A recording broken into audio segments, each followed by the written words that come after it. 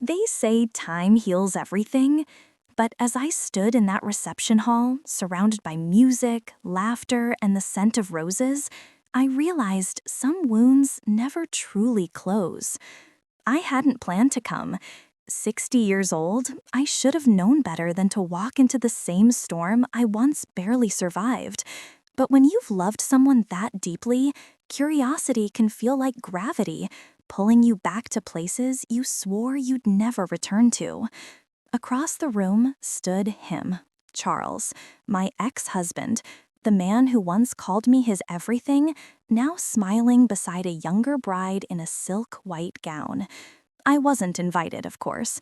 I came as a guest of a friend, standing near the back, hidden in plain sight. My dark blue dress shimmered under the soft gold lights, my silver curls catching a whisper of the breeze from the open window. No one noticed me. Then came the moment. The music stopped. The guests gathered. The cake, 3 tiers of elegance, wrapped in gold and white. The new bride giggled as she reached for the knife. Charles smiled. And then his eyes froze. Because across the middle tier, written in smooth, elegant icing, were the words he could never escape. Forever yours, Clara. The same words I had written in every love letter, every note tucked into his briefcase before work, every birthday card over 20 years of marriage.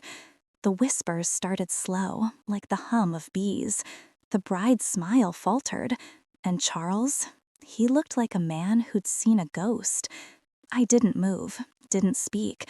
I just watched him, watched the memories crash into him like waves against stone. That night, I didn't come for revenge. I came for closure. Because some names can't be erased. Not from cakes, not from hearts, not from the kind of love that survives even after it dies. The night air felt heavier than it should have. The laughter and clinking glasses from the reception still echoed in my ears as I sat behind the wheel, staring at the steering wheel that suddenly looked like a stranger's hands had once touched it. His hands.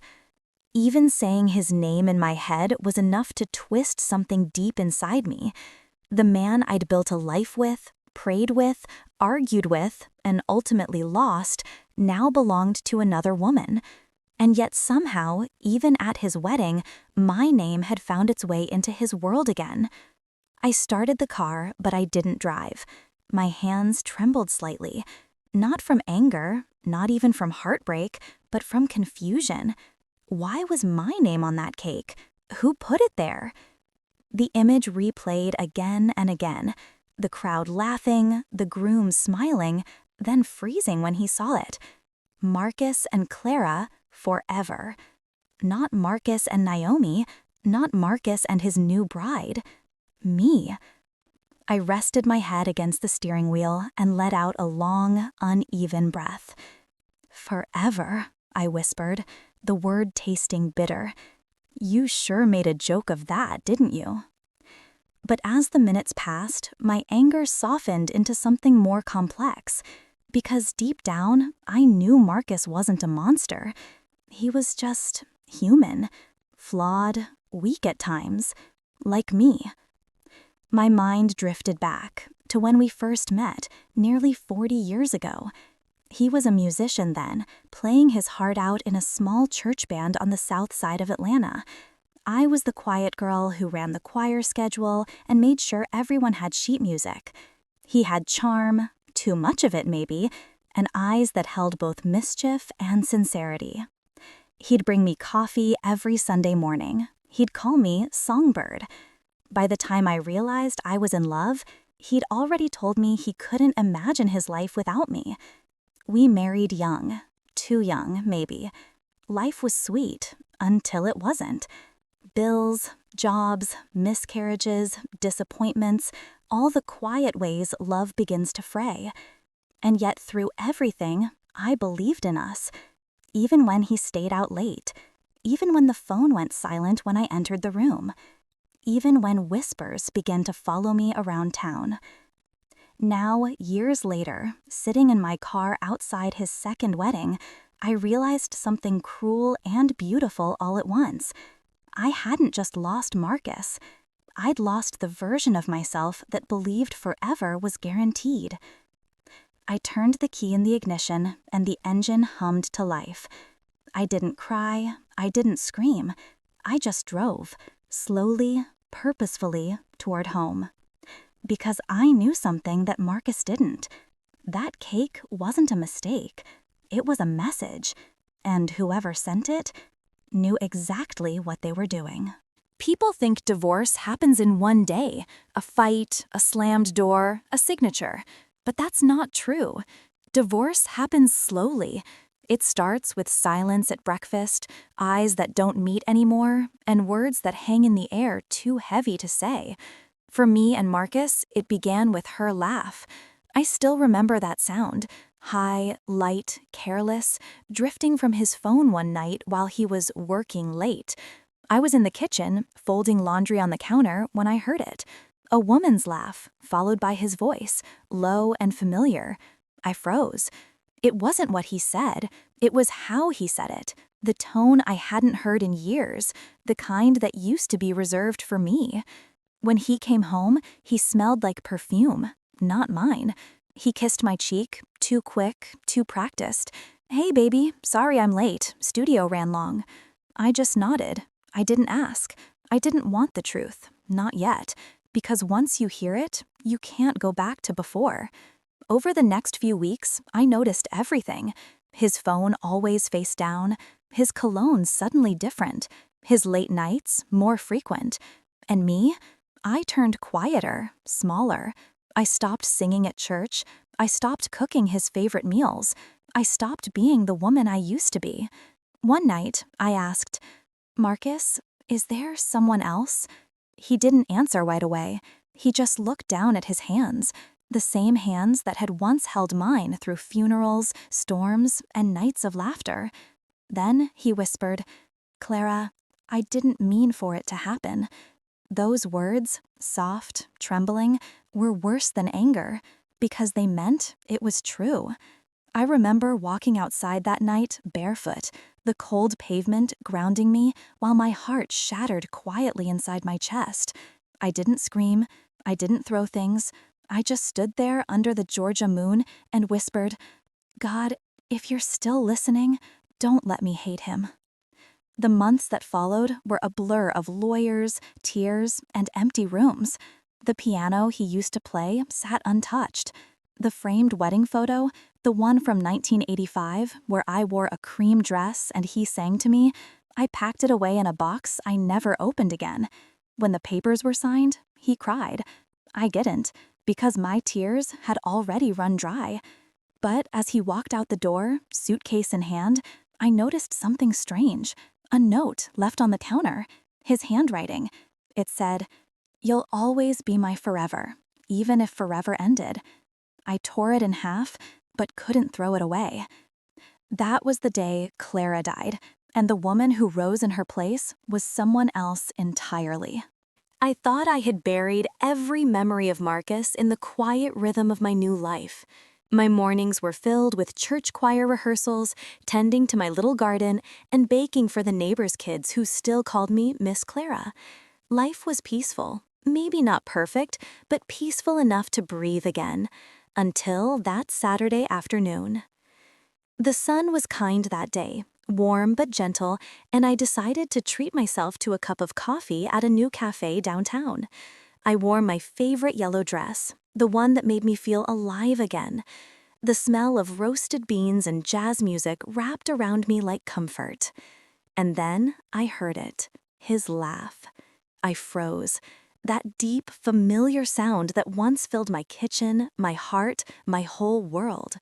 I turned around, and there he was, Marcus. He looked older, a little grayer, but still carried that same charm that once fooled me. Beside him sat a woman, young, elegant, and wearing a diamond that caught every flicker of light. His new wife.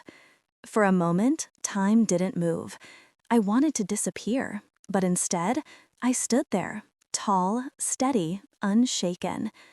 Marcus noticed me first. His smile faltered, his voice caught. Clara, I raised a hand gently. It's okay, Marcus. You don't owe me words. His wife looked between us, curiosity flickering in her eyes. I gave her a kind smile, the kind that hides 1,000 untold stories. Congratulations, I said softly. He always loved attention. I see some things never change. Then I turned and walked out before my strength could waver. Outside, I stood still, breathing in the evening air. My hands trembled slightly, but not from pain, from release. I realized something powerful in that moment. I wasn't the same Clara he once left behind. That woman was gone.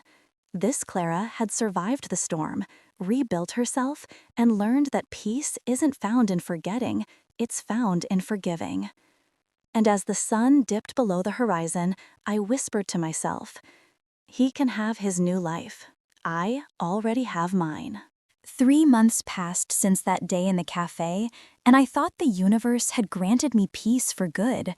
But peace, I learned, has a way of testing whether you're truly ready for it. It was a rainy Thursday afternoon when the knock came. Slow, hesitant, the kind of knock that carries guilt behind it.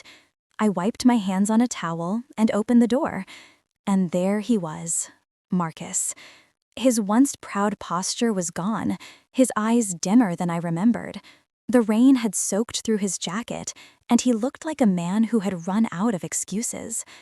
Clara, he said softly, can I come in? My first instinct was to close the door, not out of hate, but out of self-protection. But something in his face, something broken, made me step aside. He walked in like a stranger in his own story.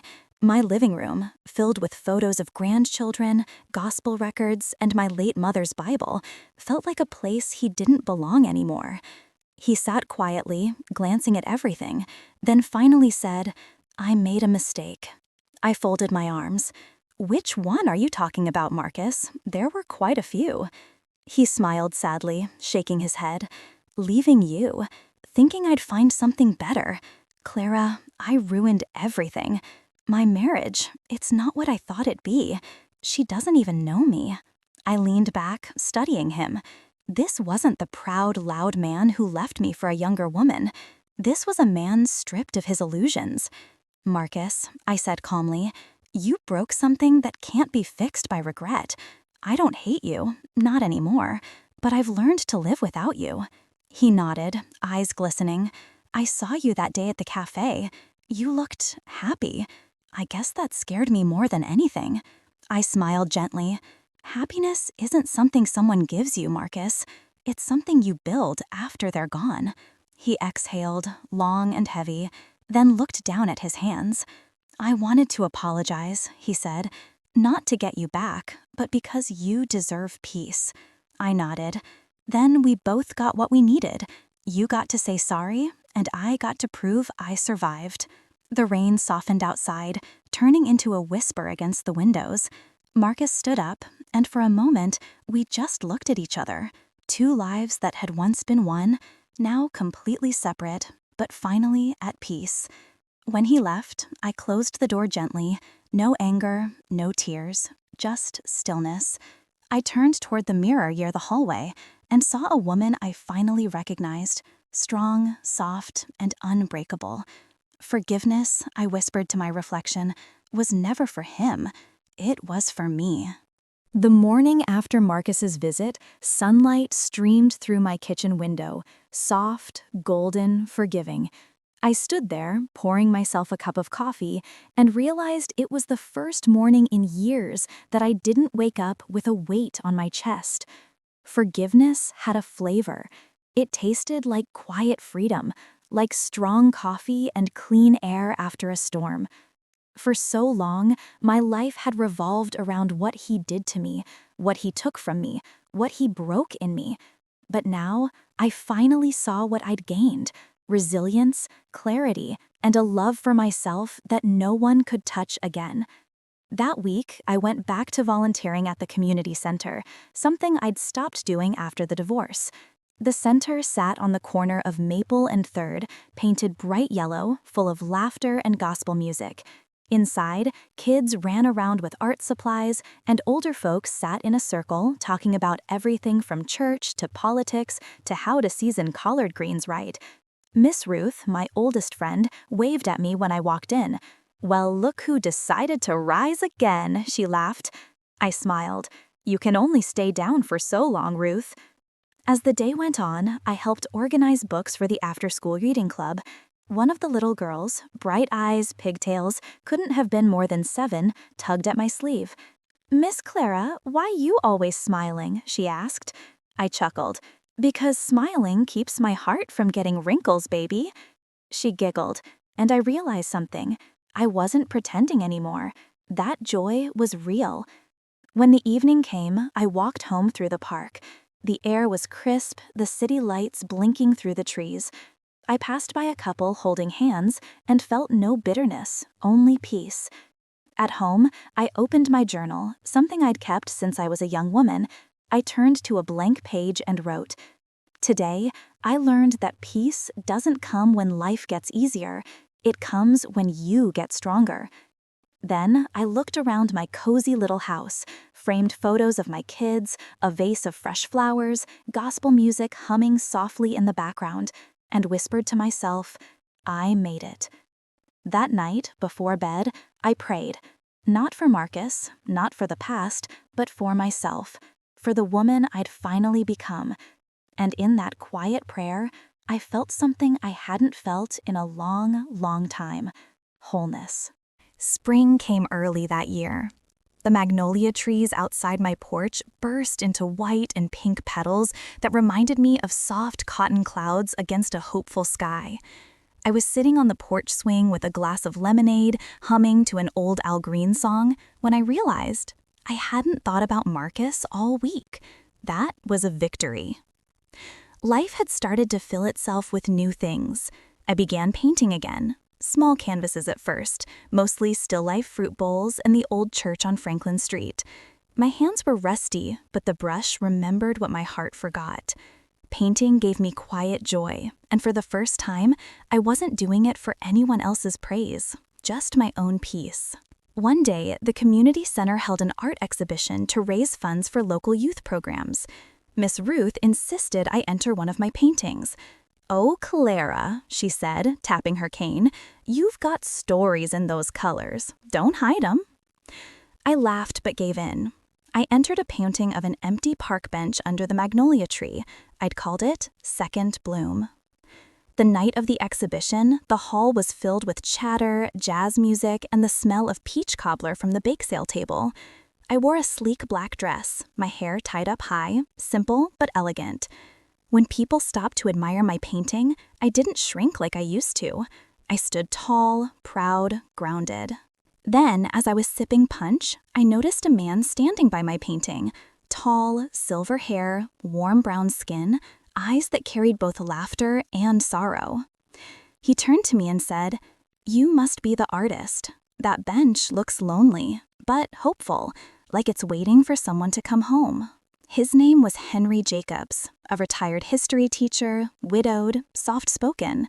We ended up talking for nearly an hour about everything from jazz records to childhood summers in Alabama. It felt easy, like breathing. When the evening ended, he smiled and said, "Miss Clara, I'd love to see what else those hands can paint." I blushed, me, 60 years old and blushing like a teenager. That night, as I drove home, the city lights blurred like tiny stars in my eyes. For the first time in years, I felt something I thought I'd lost forever: the thrill of possibility. I didn't know where Henry would fit into my story. Maybe as a friend, maybe something more. But what mattered most was that I was open again. Because forgiveness had freed my heart, and now life was gently teaching me how to let it bloom again. Henry and I started meeting on Sundays after church. It began with small things: coffee at the diner on 7th Avenue, or a walk through Jefferson Park when the sun dipped low and golden. We'd talk about everything: our late spouses, our children, our fears, our hopes. He had a gentle humor, the kind that didn't demand laughter but offered warmth. He never rushed me, never tried to fix me. He just listened. And in that silence between our words, I found comforts I didn't know I'd been craving. One afternoon, as we sat on a park bench watching kids play, he said quietly, "You know, Clara, some people think love ends when the papers are signed or when the body's buried. But I think love just changes shape. It keeps showing up in different people, different seasons." That stayed with me. At first, I was scared to let my heart open again. I'd built my peace so carefully. Every morning prayer, every paint stroke, every small victory of choosing joy. I was afraid that letting someone in again might risk all that I'd rebuilt. But Henry never pushed. When I cooked Sunday dinner one week and he offered to bring dessert, he showed up with sweet potato pie and flowers, magnolias, my favorite. I asked the florist what blooms meant new beginnings. He said with that soft grin. We ate at my kitchen table, the same one where I'd once cried over bills, loneliness, and heartbreak. Now it was filled with laughter, gospel music in the background, and a warmth that wrapped around the room. When he left that night, he kissed my hand, not like a man chasing romance, but like someone honoring something sacred. I stood by the window long after he drove off, watching the taillights fade into the dark. For years, I thought my story had ended with loss. But life had a funny way of whispering, "Not yet." Still, peace doesn't mean the past disappears. Some nights I'd dream of Marcus, his betrayal, his wedding, the name on that cake. But each time I woke up, I'd look around my little house, the one I'd built with my own hands, and I'd smile, because I had survived the storm. And now I was finally learning how to live in the sunlight again. It was a rainy Thursday evening when the past came knocking, literally. I was in the kitchen, stirring a pot of gumbo, the smell of okra and shrimp filling the air, when a firm knock echoed through the house. Henry was supposed to come over later, so I wiped my hands and smiled, ready to tease him for being early. But when I opened the door, it wasn't Henry. It was Marcus. Older, grayer, the charm that once fooled the world had dulled, and the confidence in his eyes had been replaced by something else, regret. He stood there in a soaked coat, holding a faded umbrella, his new wife nowhere in sight. "Clara," he said, softly, almost like he was afraid I'd vanish if he spoke too loud. For a second, I couldn't breathe. The years between us, the betrayal, the humiliation, the healing, they all came rushing back like cold rain against my face. "What do you want, Marcus?" I asked, my voice steady even as my heart trembled. He looked down, then back at me. I didn't know where else to go. Everything's gone. The business, the house, and Evelyn, she left me. A bitter part of me wanted to laugh. Karma had taken her sweet time, but she never missed her turn. Still, I stayed quiet, gripping the doorframe. "I came to say I'm sorry," he continued, "for everything. You didn't deserve any of it. I was stupid, selfish, and I know I can't fix it, but I needed to say it." For a long moment, the only sound was the rain tapping on the porch roof. There was a time when I would have given anything to hear those words, but standing there now, I realized something. I didn't need them anymore. "Marcus," I said finally, my voice calm, "I forgave you a long time ago, but forgiveness doesn't mean you get a place in my life again." He nodded slowly, eyes glistening. "I understand." "Good," I said. "Now go find your peace, the same way I found mine." He hesitated, then turned and walked away, his figure fading into the rain. I closed the door gently, leaned my back against it, and exhaled. The tears that came weren't from pain this time. They were from release. I had faced the ghost of my past, and I didn't break. Later that night, Henry arrived. I told him what happened, and he simply took my hand. "You did right," he said. "You didn't close the door out of hate. You closed it out of healing." I smiled, resting my head on his shoulder. For the first time in years, I felt completely free. Outside, the rain began to fade, leaving the air fresh and clean, like the world itself had just forgiven something too. The morning after Marcus left felt different. The air was lighter, my chest freer. For the first time in years, I woke up not thinking about who I had lost, but about who I had become. I brewed my coffee slowly, savoring the quiet hum of my house. Sunlight streamed through the window, landing on the photographs that lined my wall, not of a broken marriage, but of the life I had rebuilt. There I was, smiling at my art show opening, there, laughing with Henry and friends at the community center, and in the middle, a picture of me standing in front of the bakery I'd opened 2 years ago, Clara's Corner. It wasn't fancy, but it was mine. Every pie, every loaf of bread carried pieces of my story, the struggle, the healing, the hope. And somehow, that little bakery had become a safe place for others who'd been through storms of their own. That day, as I walked to the shop, I passed people who smiled and waved, young mothers, old friends, students who stopped by every morning for a muffin and advice. I wasn't Marcus's ex-wife anymore. I was Clara James, the woman who had built a new life from the ashes of her old one. Inside, I tied my apron, turned the sign to open, and started kneading dough. My hands moved with ease. The rhythm felt like prayer. "Good morning, Miss Clara." It was a young girl, maybe 19, holding a notebook and a hopeful look. "You said last week I could show you my poems?" I smiled. "Of course, honey. Sit down. Let's see what your heart's been writing." She read, her voice trembling, the poem about strength and forgiveness echoing through the bakery. When she finished, I saw myself in her, younger, wounded, but unbroken. "You've got something special," I told her. "Keep writing. One day, your words will heal someone just like they healed you." That afternoon, I closed up early and walked to the lake. The same lake where Marcus and I had once dreamed of our future, but now it was just mine. The water shimmered under the fading sun, and I whispered to the wind, "Thank you for every ending that led me here." As the light turned gold, I smiled. Not the smile of a woman waiting for love to find her, but of a woman who finally understood.